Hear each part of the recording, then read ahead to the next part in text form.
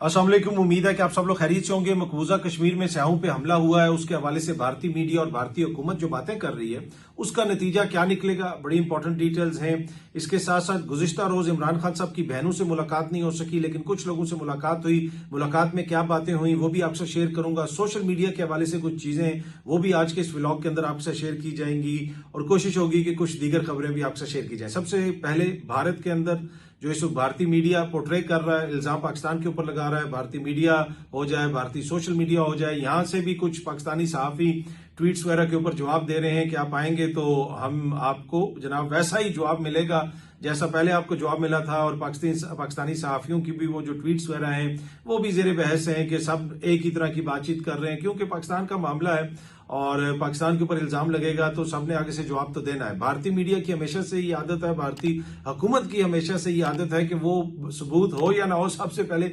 इल्जाम पाकिस्तान पे लगाते हैं। मेरा अपना एक्सपीरियंस रहा है, मैं बहुत ज्यादा भारतीय मीडिया पे अपीयर होता था, वहां पे बड़ी डिस्कशंस होती थी। अभी भी आप जाके गूगल करें मेरे नाम से और इंडियन मीडिया तो आपको बहुत सारी चीजें मिलेंगी। तो वो तो अपनी भरपूर कोशिश करेगा। अब हमने भी आगे से जवाब देना है। दफ्तर खारजा ने भी इस हवाले से जवाब दिया है।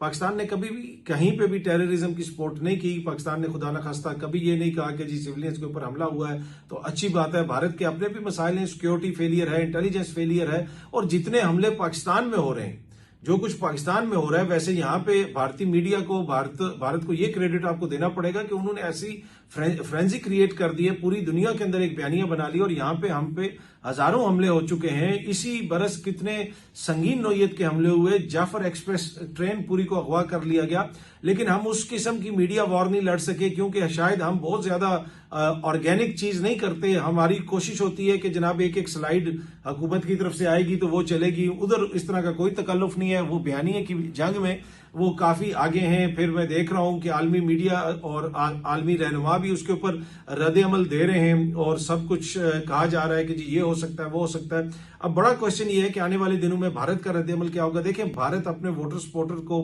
खुश करने के लिए, वहां पे जो एक इंतहा पसंद एलिमेंट है उसको मुतमईन करने के लिए मोदी सरकार को तो ये सूट करता है कि वो पाकिस्तान पे इल्जाम लगाएंगे और पाकिस्तान को इसका मरूद इल्जाम ठहराएंगे, लेकिन उनका अपना सिक्योरिटी फेलियर है। मकबूजा कश्मीर एक डिस्प्यूटेड टेरिटरी है, वहां की एक तारीख है, वो सारी चीजों को हमें सामने रखना पड़ेगा। अगर हम इसी तरह ब्लाइंडली तबसरे करते रहेंगे तो कभी भी हकीकी चीज को समझ नहीं सकेंगे। अब देखते हैं कि जी आने वाले दिनों में भारतीय हुकूमत क्या कहती है। वहां के ट्रोल्स, वहां के जो इंतहा पसंद हैं, वहां का जो मीडिया है वो तो ये तासुर दे रहा है कि जी बस अगले चंद ही घंटों में हम पाकिस्तान पे ये कर देंगे, वो कर देंगे। भाई आपने पहले भी किया था, आप दोबारा भी करके देख लें, आपकी जो है वो ख्वाहिश पूरी हो जाएगी। तो कतन इस माहौल के अंदर इस किस्म की बात करना कि जनाब जंग हो जाएगी, ये हो जाएगी, ये कतन ना उनको सूट करता है ना हमें सूट करता है, और इस चीज का इदराक मोदी हुकूमत को भी है। और मैं नहीं समझता कोई बड़ी कार्रवाई करने की वो जुर्रत करेंगे पाकिस्तान के अंदर, और ना ही अभी तक उन्होंने कोई सबूत दिए हैं, ना ही उन्होंने कोई ऐसी चीज सामने पेश की है। पर ये बात माननी पड़ेगी कि उनकी जो हैंडलिंग है इस सारी चीज की, अपने उनके सिक्योरिटी फेलियर पे बात नहीं हो रही, इंटेलिजेंस फेलियर पे बात नहीं हो रही, पाकिस्तान के ऊपर बस वो बात कर रहे हैं। और वो जो तासुर दे रहे थे कि कश्मीर में सब सुख चैन है, वो तासुर भी अब ऑब्वियसली किस हद तक दुरुस्त है। और कश्मीर से लेके नागालैंड, मणिपुर, वहां पे जो कुछ भी हो रहा है वो पूरी दुनिया के सामने है। पर मेन चीज यही है कि वो मुसलसल पाकिस्तान के ऊपर इल्जाम लगाते रहेंगे। क्या कोई जंग शुरू होने वाली है? मेरा नहीं ख्याल कि भारत ऐसी गलती करेगा कि बहुत बड़ा कोई कार्रवाई पाकिस्तान के अंदर करने की कोशिश करे।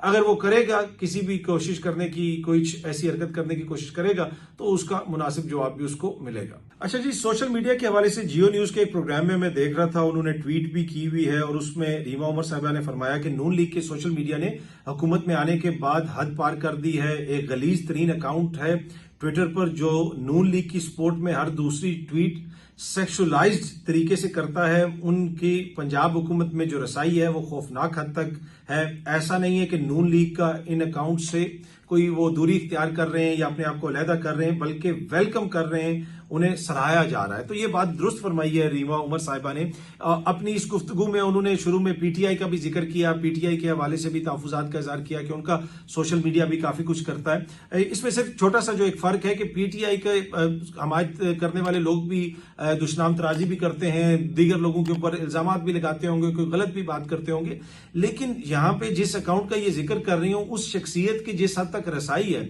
और जितनी गलीज वो बातें करते हैं, जितनी गलीज वो बातें करते हैं, चाहे वो मायरंग बलोच साहिबा के हवाले से करें, दीगर ख्वातीन के हवाले से करें, कभी वो शेव का जिक्र करते हैं, कभी वो क्या करते हैं, ऐसी गलीज बातें करने वाला कोई भी ऐसा पीटीआई का ट्विटर अकाउंट नहीं है, कोई ऐसी जानी मानी शख्सियत नहीं है जिसकी इमरान खान तक रसाई हो, जिसकी हुकूमत के दौर में वज़रा तक रसाई हो, जिसको बैठा के साथ तस्वीरें खींची जाती हों। तो ऐसे कोई शख्सियत अगर है तो जरूर हमारे साथ शेयर की जाए, बताया जाए। हाँ, कोई गुमनाम अकाउंट, कोई ऐसी चीज, कोई आम बंदा कहीं पे बैठा हुआ कोई गलीज बात कर रहा है, घटिया बात कर रहा है, उसकी जितनी मजम्मत की जाए कम है। लेकिन जैसे जिस तरीके से इस शख्सियत को ऑन किया जाता है, और इसके अलावा और भी जो बहुत सारे इनके दानिश्वर हैं जो नून लीग की हमायत करते हैं, जिनको अब टीवियों पर भी लाके बैठाया गया, उनके आप जाके व्लॉग्स वगैरह में देखें, वो यूथिए इसके बच्चे इस किस्म की वो बातें करते हैं। उसके अलावा दीगर वो जूमानी बातें करते हैं, इंतहाई गलीज किस्म की बातें करते हैं, कभी एक कौमियत को टारगेट करते हैं, कभी दूसरी कौमियत को टारगेट करते हैं। तो इंतहाई इन्हतात आपको नजर आता है वो तमाम तर बयानिए की जंग के अंदर। और ये जो जिस अकाउंट के हवाले से रीमा उमर साहिबा फरमा रही हैं, ऑल्दो कि उन्होंने पीटीआई के हवाले से भी तहफुजात का इजहार किया, जो बिल्कुल उन्होंने बजा फरमाया, हर जमात के हवाले से आप तहफुजात का इजहार कर सकते हैं। लेकिन यहाँ पे अगर आप इन दोनों को कंपेयर करेंगे तो एप्पल और ऑरेंज को कंपेयर करने के मुतरादिफ होगा। जितनी गलीज बातें हम इस किस्म के अकाउंट से देखते हैं, फिर कभी एक वजीर के साथ उसकी तस्वीर है, एक लीडर इधर खड़ा है, दूसरा लीडर इधर खड़ा है, बीच में वो गलीज इंसान खड़ा है, कभी उस गलीज इंसान से पूछा जा रहा है कि जनाब ये है, और वो उसको वेलकम किया जा रहा है। तो ऐसे गलीज किरदार को किसी भी पॉलिटिकल पार्टी में ऐसे ऑन नहीं किया जाता जिस तरीके से इस किस्म की घटिया बातें करने वालों को ऑन कर रही है नून लीग की जमात, और उनको अपने साथ जो है एक तरह से जोड़ रही है, और उनकी जिस हद तक रसाई है। ये जो सारी बातें रीमा उमर साहिबा ने फरमाई हैं, मेरे ख्याल में ये दुरुस्त है, और जिन तहफुजात का उन्होंने इजहार किया है दुरुस्त है। कोई भी सोशल मीडिया सपोर्टर हो, किसी को कोई हक नहीं है कि आप दूसरों को गालियां दें, दुश्मनाम तराजी करें, ख्वातीन को टारगेट करें। ये पहले भी मेरा इस पे मौकिफ रहा है। आपको इख्तलाफ हो सकता है, मुझे एक सहाफी से इख्तलाफ हो सकता है, दूसरे को तीसरे से हो सकता है, लेकिन किसी को ऐसे टारगेट करना, दुश्मनाम तराजी करना मेरे ख्याल में कतन दुरुस्त नहीं है। और इस वेरी अनफॉर्चुनेट जिसकी जानिब अब रीमा उमर साहिबा ने जियो पे बैठ के निशानदेही की है कि एक ऐसा अकाउंट जो इतनी गलीज बातें करता है वो मुल्क की हुक्मरान जमात की लीडरशिप के इतने करीब हो, उनके अहम ओहदों के रखने वाले लोगों के इतने करीब हो, जो इंतहाई अफसोसनाक है। अमेरिका से जो कांग्रेसमैन आए हुए थे, जैक बर्गमैन साहब, उन्होंने जनाब यहाँ पे सब लोगों से मुलाकातें की, वापस जाके उन्होंने वही ट्वीट कर दिया है कि इमरान खान साहब को रिहा किया जाए। डेमोक्रेसी की बात की है उन्होंने, ह्यूमन राइट्स की बात की है, रूल ऑफ लॉ की बात की है, और इन सारी चीजों का उन्होंने जिक्र किया, और फ्री इमरान खान का हैशटैग भी लगा दिया। तो यहाँ पे जो हुकूमत से वो बातचीत करके गए, सारी मुलाकातें करके गए, यकीनन उससे वो मुतमिन नहीं हुए, तो इसी वजह से जाके उन्होंने वही जो उनका पब्लिक स्टांस था पहले, उसी को उन्होंने दोहराया है। यहाँ पे उनकी कुछ मुलाकातें हुई, कुछ मुलाकातें नहीं हो सकी। अमेरिकन एम्बेसी ने उनको उसके अगेंस्ट एडवाइस किया कि आप ना मिलें, हुकूमत जो है वो खुश नहीं होगी। उसमें कहा जा रहा है कि सहाफियों से भी शायद उनकी मुलाकात होनी थी, इंडिपेंडेंट सहाफियों से। ये वो सहाफी नहीं कि जिनको हुकूमत लेके चली जाएगी कि जी ये हैं सहाफी, इनसे मिल लें, नहीं, उन्होंने अपनी मर्जी से सहाफियों से मिलना था, वो भी उनकी मुलाकात नहीं हो सकी। कुछ दीगर लोगों से मिलना था, पर वो सारी चीजों को फिर कैंसिल कर दिया गया। उन्होंने हुकूमती दोस्तों से मुलाकातें की, लेकिन बाद में जाके अमेरिका में उन्होंने वही बात की। इट मीन्स कि हुकूमत उनको मुतमिन नहीं कर सकी।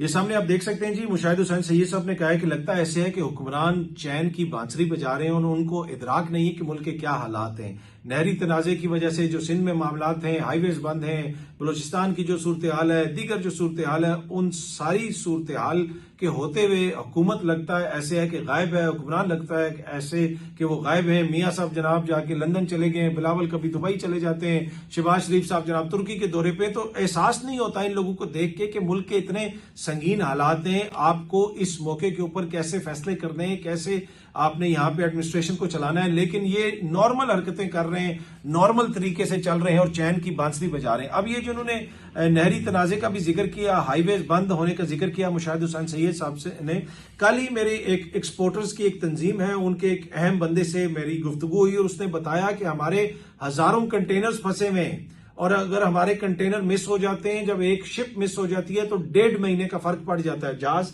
चला जाता है, फिर दूसरा जहाज आएगा तो उसमें कंटेनर जाएगा, तो हमारे कंटेनर फंसे हुए, एक्सपोर्ट्स वाले कंटेनर, जो हाईवेज वहां पे बंद हुई हुई है, सिंध में जो मुख्तलिफ रास्ते लोगों ने रोके हुए, इसी तरह जो बहुत सारे प्रोडक्ट आए हैं पोर्ट के ऊपर, वो भी आ नहीं सक रहे पंजाब के अंदर, दीगर जगहों के अंदर, क्योंकि रास्ते में हाईवेज बंद है। लेकिन ना इसके ऊपर कोई ज्यादा बात हो रही है, ना इसको ज्यादा मीडिया डिस्कस कर रहा है। उन्होंने कहा जी हजारों कंटेनर्स फंसे हुए हैं। मैं तो हैरान रह गया जब उन्होंने टीवी प्रोग्राम के अंदर इस चीज का जिक्र किया, और उन्होंने बताया कि जी बहुत सारे ऐसे प्रोडक्ट्स हैं जो पेरिशेबल प्रोडक्ट्स हैं, वो भी फंसे हुए हैं। तो इसको संजीदगी से देखने की जरूरत है, कौन से रास्ते बंद हैं उनको खोलें। लेकिन हुक्मरान तो ऐसे एक्ट कर रहे हैं कि जैसे सब चैन है और वो नेहरू की तरह चैन की जो है वो बांसुरी बजा रहे हैं। और इसी जानिब मुशाहिद हुसैन सैयद साहब ने भी इशारा किया है। अच्छा जी, कल इमरान खान साहब से मुलाकात थी, फैमिली की मुलाकात नहीं करवाई गई। उनकी बहनें रात तक बाहर बैठी रहीं, फिर भी उनकी मुलाकात नहीं हो सकी। जिन वकला का नाम था लिस्ट में, उनमें से गालिबन 1 या 2 की मुलाकात हुई, जिसमें एक वकील हैं फैसल मलिक साहब, उनकी हुई, और एक आधे और वकील हैं। बाकी फैसल फरीद चौधरी साहब की मुलाकात हो गई, कुछ 1-2 और बंदों की भी मुलाकात हुई। और उसके बाद से फैसल फरीद चौधरी साहब ने जो बयान दिया, बाहर आके बातें की, वो भी मीडिया में कोट हो रही हैं। बहुत सारी बहस चल रही है। पहली बात तो ये है कि कल इमरान खान साहब से जिनकी मुलाकात हुई, उसमें इमरान खान साहब ने वहां पे बहुत सारी बातें की हैं। उन्होंने ये कहा कि ये वो शख्स है जो 600 से ज्यादा दिन हो गए जेल के अंदर है। कल इमरान खान साहब ने ये कहा कि डील की और मुज़ाकरात की जरूरत इस्टेब्लिशमेंट को है, मुझे नहीं है। हमसे बात करना इस्टेब्लिशमेंट की जरूरत है। ये कल इमरान खान साहब ने कहा है कि हमसे बात करना हुकूमत की जरूरत है, इस्टेब्लिशमेंट की जरूरत है, हमारी जरूरत नहीं है।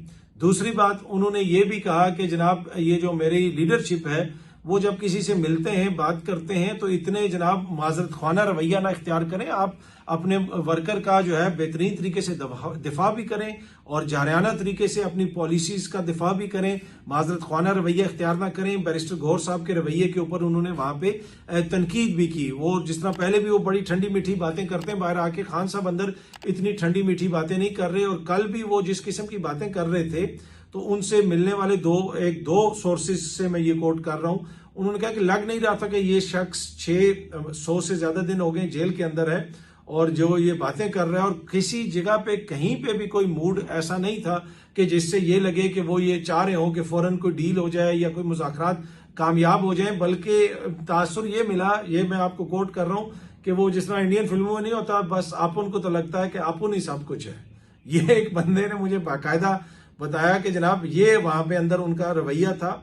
और उन्होंने बातें की, उनको बताया गया कि बहनों को अंदर नहीं आने दिया जा रहा, दीगर मामला भी उन्होंने बताया। उसके ऊपर उन्होंने नाराजगी का इजहार भी किया और काफी खुल के बातें की। बाहर जो तासुर दिया जा रहा है, जिस तरह मीडिया में तासुर पेश करने की कोशिश की जा रही है कि वो डेस्परेट हैं कि मुज़ाकरात कामयाब हों, उन्होंने इसको भी एक्टिवेट कर दिया, उन्होंने उसको भी एक्टिवेट कर दिया, ऐसी कोई बात नहीं। उन्होंने कहा जी हम इनकी जरूरत है, इन्होंने हुकूमत वालों ने हमसे मुज़ाकरात करने हैं। बाकी और भी उन्होंने बातें की।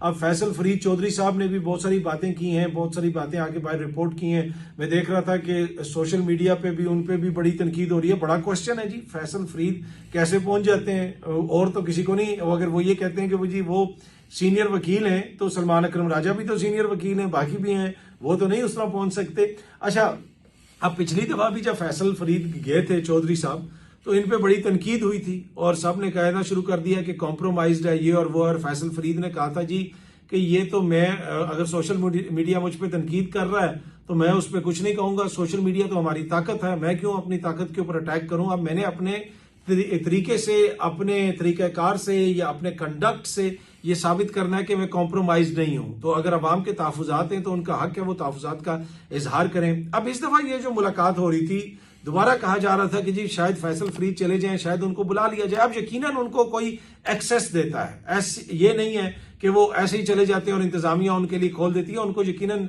अडयाला जेल से किसी की कॉल आती होगी या कोई कहा जाता होगा कि आप आ जाएं, आपकी मुलाकात हो जाएगी। अब जो खबर है मेरे पास, उसमें यह है कि फैसल को उनके दोस्तों ने भी कहा कि आपने अब मुलाकात करने नहीं जाना, क्योंकि आपको बुला के, आपकी मुलाकात करवा के जेल इंतजामिया ये साबित कर रही है कि आप कॉम्प्रोमाइज्ड हैं और आप जो है खुदा न खास्ता डाउट हैं या कोई ऐसी बात है जो सोशल मीडिया पे जिस तरह की बातें होती हैं। तो फैसल को मना किया उनके दोस्तों ने। तो फैसल ने कहा यार कि अगर मुझे एक्सेस मिलेगा मैं तो जाऊंगा, आई डोंट केयर, मुझे कोई डाउट कहता है, कोई कॉम्प्रोमाइज कहता है वो कहता रहे। खान साहब का वैसे ही बयानिया रुका हुआ है, ना उनकी कोई ट्वीट आ रही है, तो मैं जिस हद तक जाना चाहता हूं, जो बातें अंदर होंगी, जिस हद तक मैं बाहर कर सकता हूं, जो मुझे बताया जाएगा, मैं सारी बातें शेयर करूंगा, मैं तो जाऊंगा। तो ये तो मैं आपको इन्फॉर्मेशन की बुनियाद पे आपके साथ शेयर कर रहा हूं कि फैसल फरीद साहब के दोस्तों ने उनको मना किया। उसमें उनके कुछ सियासी दोस्त भी थे, उसमें उनके कुछ वकला भी दोस्त भी थे, जिन्होंने उनको कहा कि जनाब आप ना जाएं। और हमारे साथ भी किसी ने शेयर किया, मेरे साथ किसी ने शेयर किया कि मैंने फैसल को मना कर दिया कि तुम मत जाना, तुम्हें नुकसान होगा। तो फैसल का आगे से ये रिस्पॉन्स था कि जी मेरा नुकसान इस वक्त ज्यादा इंपॉर्टेंट नहीं है, इंपॉर्टेंट ये है कि मैं अंदर से वो बात लेके आऊं और बात बाहर तक करूं। तो अब वो हुकूमत किसी को अंदर जाने देती है, किसी को अंदर नहीं जाने देती, उसकी वजह से एक दूसरे के ऊपर इल्जामात भी लगते हैं और खानदान के लोगों को भी नहीं मिलने दिया जा रहा, कुछ लोगों की मुलाकात करवा दी जाती है और काफी हद तक खान साहब का जो बयानिया है उसको कंट्रोल करने की कोशिश की जा रही है। क्या ये ऐसे कंट्रोल हो सकेगा? मेरा नहीं ख्याल आप इस तरह कंट्रोल कर सकेंगे। असल इशू ये है कि अगर बाहर से बैठी हुई पार्टी चीजों को कंट्रोल कर रही होती, बाहर से बैठी हुई पार्टी बयानियां बना रही होती, बाहर बैठी हुई पार्टी अवाम में मकबूल होती, बाहर बैठी हुई पार्टी जो है वो कोई फैसला करती और उसको अवाम मान लेती, तो फिर तो आप इमरान खान साहब तक एक्सेस रोक दें तो आप कर लें। या फिर अगर इमरान खान साहब आए रोज ज्यादा दबाव में आ रहे होते, जिस तरह कुछ दोस्त इस तरह की खबरें देते रहे कि जी वो बड़े दबाव में हैं, वो ये कह रहे हैं, वो फौरन डील मांग रहे हैं, वो ये कर रहे हैं, अगर ऐसी सूरत हाल होती तो फिर तो एक्सेस कंट्रोल करके, एक्सेस रोक के, मालूमात की रसाई रोक के आप उनके ऊपर दबाव डाल सकते थे, बाहर कोई बयानियां बना सकते थे। बाहर तो हालत ये है कि 2/3 अक्सरियत वाली असेंबली बैठी हुई है खैबर पख्तूनख्वा में और पूरी असेंबली के अंदर ये मुतफिक राय है, इस पे सारे मुतफिक हैं कि जमीन आसमान एक हो जाए, जब तक खान इजाजत नहीं देगा यहां से हम बिल पास नहीं करेंगे। क्यों नहीं करेंगे? इसलिए नहीं करेंगे कि जनाब हमारी नस्लों की सियासत खत्म हो जाएगी, अवाम हमें नहीं छोड़ेगी। तो आप ऐसे माहौल में अगर आप उनकी मुलाकात ना भी करवाएं तो क्या फर्क पड़ता है, लेकिन फिर भी इंफॉर्मेशन तो आ रही है और कब तक इन मुलाकातों को रोका जाएगा। तो कल भी जो मुलाकात को रोका गया, इमरान खान साहब की बहनों को कहा गया कि जी अलीमा खान नहीं जाएंगी, बाकी 2 बहनें चली जाएंगी। दो बहनें जब आगे गई उनको 2 घंटे वहां पे इंतजार करवाया गया, उसके बाद उनकी भी मुलाकात नहीं करवाई गई। तो मसला किसी एक शख्सियत से नहीं है, असल जो मसला है वो समझने की जरूरत है, वो है इमरान खान साहब की जात। आप वो किसी से मिले या ना मिले, उनकी बात बाहर आए या ना आए, इस निजाम के लिए सबसे बड़ा खतरा इमरान खान साहब हैं और वो रहेंगे। ये जो मर्जी कर लें, ये जिस तरह मर्जी हुकूमत वाले बयानियां बनाते रहे, जिस तरह मर्जी सुख चैन की बांसुरी बजाते रहे, इमरान खान साहब का जो पैगाम था वो अवाम तक पहुंच चुका है। अब मजीद पैगाम उनको पहुंचाने की जरूरत नहीं है। बाहर कोई भी ऐसा शख्सियत नहीं है जो इमरान खान साहब के बयानिया को काउंटर कर सके, या उनकी जमात के अंदर कोई ऐसी लीडरशिप नहीं है जो बाहर कोई बात कह देगी और अवाम मान लेंगे और वोटर सपोर्टर मान लेगा। तो इस तरह तो ये मसला हल नहीं होगा। मसला तभी हल होगा जब इमरान खान साहब को एंगेज किया जाएगा, उनसे बात की जाएगी। बाहर कोई भी ऐसा लीडर नहीं है जिससे बातचीत करके हुकूमत जो है वो मामलात को हल कर लेगी। मामला तभी हल होगा जब इमरान खान साहब की उसमें रजामंदी होगी, जब उनसे बात की जाएगी। बाकी ये बड़ा अनफॉर्चुनेट है कि उनके खानदान वालों को उनसे नहीं मिलने दिया जा रहा, उनकी बहनों से उनको नहीं मिलने दिया जा रहा और उसके ऊपर ये तोजियात पेश की जा रही है। इवन कि सहाफी टीवी पे बैठ के इंतहाई मोतबर मुंह बना के ये कहते हैं कि जी इमरान खान नहीं मिलना चाहता अलीमा खान से, या कुछ सियासी जो लीडरान है वो भी इस तरह की बात करते हैं हुकूमत वाले। अब ये कितनी बचगाना सी बात है। अब ये बात करने वाले अपनी तरफ से तो बड़ी वो दानिशवरी कर रहे होते हैं, लेकिन मैं अक्सर आपको कहता हूं कि बयानिए जो है वो चालाकियों से और इस तरह की छोटी छोटी ये जो है ना बंदर की तरह छलांग मार के इधर बयानिया चला गया, छलांग मार के उधर चला गया, ऐसे नहीं बयानिए बनते।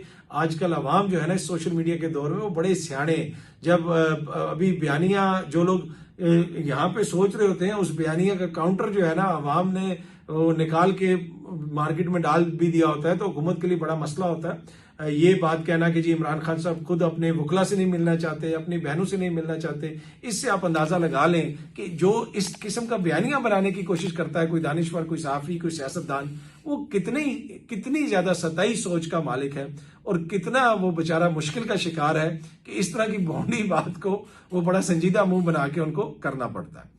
अच्छा जी, एक और जो स्टोरी है वो बड़ी इंपॉर्टेंट है, वो आपके साथ शेयर करनी है। वो है गंदम के हवाले से। गंदम का आपको पता है बड़ा मसला चल रहा है। किसान कह रहे हैं कि जनाब हम लुट गए, हमारी गंदम नहीं ली जा रही और आड़ती हमें लूट रहे हैं, और जो बड़े बड़े ग्रुप हैं वो सस्ती गंदम खरीद लेंगे, अपने पास स्टोर कर लेंगे, इस तरह की सारी बातें हो रही हैं। अब एक खबर सामने आई है, ये सामने आप देख सकते हैं कि एक्सप्रेस न्यूज इसको रिपोर्ट कर रहा है कि गंदम एक्सपोर्ट की इजाजत दी जाए, पंजाब का वफाक से मुतालबा। अब पंजाब में हुकूमत तो गंदम खरीद नहीं रही है, किसानों को गंदम की रेट मिल नहीं रहा। अब गंदम जो है वो आम किसान तो एक्सपोर्ट नहीं कर सकता।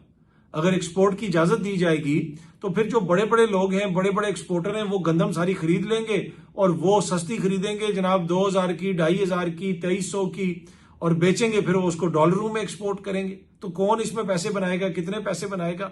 तो ये जनाब बड़ी एक मानी खेज किस्म की खबर मैंने देखी। इसकी अगर आप तफसील देखें तो पंजाब हुकूमत ने निजी शोबे को गंदम स्टोरेज की सहूलत के निज़ाम EWR सिस्टम पर लागू होने वाले वफाकी टैक्सेस में रियायत के लिए वफाकी हुकूमत से मुतालबा कर दिया है। पंजाब ने वफाकी हुकूमत को सिफारिश की है कि गंदम मसनूआत की एक्सपोर्ट के लिए इजाजत दी जाए। तो गंदम की एक्सपोर्ट की भी इजाजत मांगी गई है, और जो दीगर स्टोरेज वाले मामलात हैं उस पर टैक्सेस में छूट मांगा गया है। तफसीलात के मुताबिक वजीर ज़राअत पंजाब और चेयरमैन आशिक करमानी की जेर सदारत पंजाब एग्रीकल्चर कमीशन का इजलास हुआ, जिसमें गंदम सूरत-ए-हाल का जायजा लिया गया। तो गंदम की अगर एक्सपोर्ट की इजाजत दी जाती है तो ये देखना होगा कि कौन इसको खरीदता है पहले और कौन इसको एक्सपोर्ट करता है, किसान को क्या रेट मिल रहा है और एक्सपोर्ट करने वाले को उसके ऊपर कितना प्रॉफिट मिल रहा है। बहुत जल्दी आप सब दोस्तों से दोबारा मुलाकात होगी। Thank you very much.